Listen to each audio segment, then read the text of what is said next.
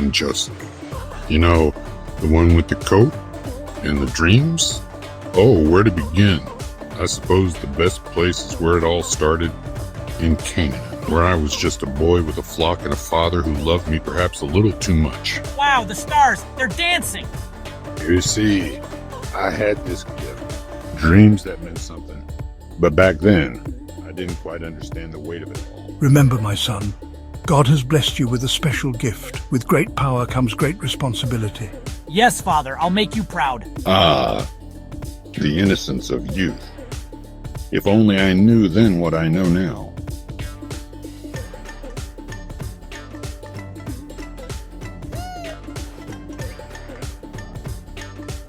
Life was good. Too good, perhaps. My brothers, well, let's just say they weren't too thrilled about my dreams or my fancy coat. Oh no, hold on, little one, I'm coming. Now, I know what you're thinking. Joseph, don't be a hero. But, well, that's just who I was. Always trying to do the right thing.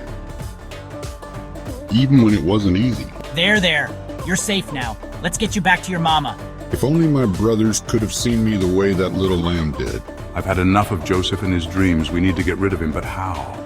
Brothers, please, why are you doing this? And just like that, my world turned upside down. One moment I was the favored son, and the next.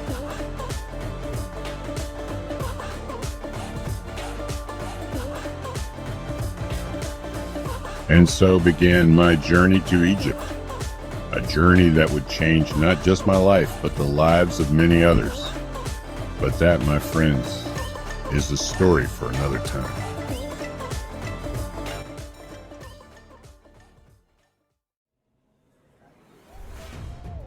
Ah, Egypt. Land of pyramids, pharaohs, and, well, a whole lot of sand. But I'm getting ahead of myself. Where were we? Phew, that was close. I don't think camel spit was part of my job description. Oh yes, I'd just been sold to a fellow named Potiphar. Talk about a career change. You'll do. Try not to cause any trouble, boy. Ooh, no trouble. Yes, sir, no trouble at all. But you know what they say, when life gives you lemons, well, I suppose back then it would have been lemonade-flavored papyrus. The point is, I decided to make the best of things. You look about as lost as a camel in the Nile, my boy. Need a hand? Oh yes, please, I'm Joseph, I'm new here, and, well, everything's so different. Well, Joseph, stick with me. I'll teach you everything you need to know about Egypt, starting with how to dodge those spitting camels. Amenhotep became more than just a friend. He was like the grandfather I never had. And let me tell you, that old man knew more about plants than a desert knows about sand. I started small, learning the basics of tending to Potiphar's prized garden. Little did I know, this was just the beginning of my rise in the household. Before I knew it, I was running the whole household. Potiphar trusted me with everything. Well, almost everything. Oh, Joseph, I need your help with something in my chambers. I don't think that's a good idea, ma'am. Now, I knew trouble when I saw it. And believe me, this was trouble with a capital T and perfectly coiffed hair. How dare you refuse me? Guards! This slave tried to attack me!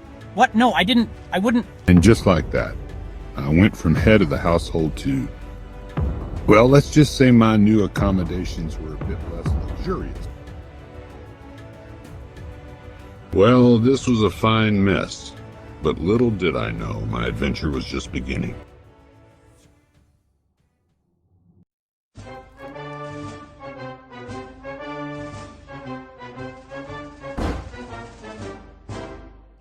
Well, folks, welcome to my new home. Not exactly a 5-star accommodation, but hey, at least the rent was free. I don't suppose you're here to check me out, little friend?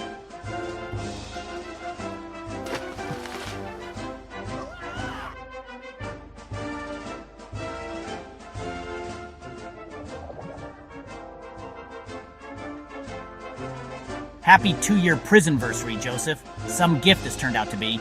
At least I've got some new neighbors. Chirp, chirp. I'll be honest with you, there was a moment when I thought about giving up. When I wondered if maybe, just maybe, All those dreams were just dreams. God, are you still there? Or are you just dropping stars on me for fun?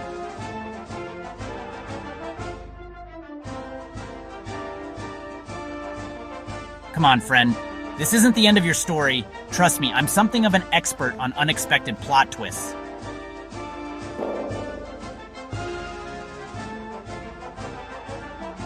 Oh, what a headache. I had the strangest dream. Me too. It was about bread, I think. Or was it about hair? Did someone say dream? Because boy, do I have experience with those?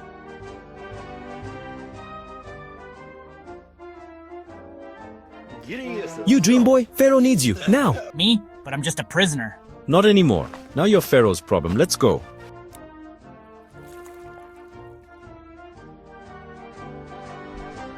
Joseph, I have dreamed a dream, and there is no one who can interpret it. I have heard it said of you that when you hear a dream, you can interpret it. Also, nice beard. Very chic. It is not in me, Pharaoh. God will give you an answer of peace. And maybe a comb. Your dreams mean the same thing, Pharaoh. God is showing you what he is about to do. There will be 7 years of great abundance in Egypt, followed by 7 years of famine. You should appoint a wise and discerning man to oversee the land of Egypt. Let him collect 1/5 of the produce during the 7 plentiful years, so there will be food for the 7 years of famine. By Horus, this is brilliant. But where can we find such a man? Well, that settles it. Joseph, you're hired. First order of business, get this man a haircut. And just like that, I went from prisoner to prince. Talk about a promotion. Who knew a good haircut could change your life? Well, folks, remember those 7 years of plenty I mentioned? Let's just say they flew by faster than a locust on a hot desert wind. And then... All right, team, it's showtime. Operation Feed Egypt is a go? Well, look who's here. Talk about a family reunion. You are spies. No, my lord. Now, I know what you're thinking. Joseph, why so harsh? Well, let's just say I needed to see if they had changed. And maybe, just maybe, I wanted to mess with them a little.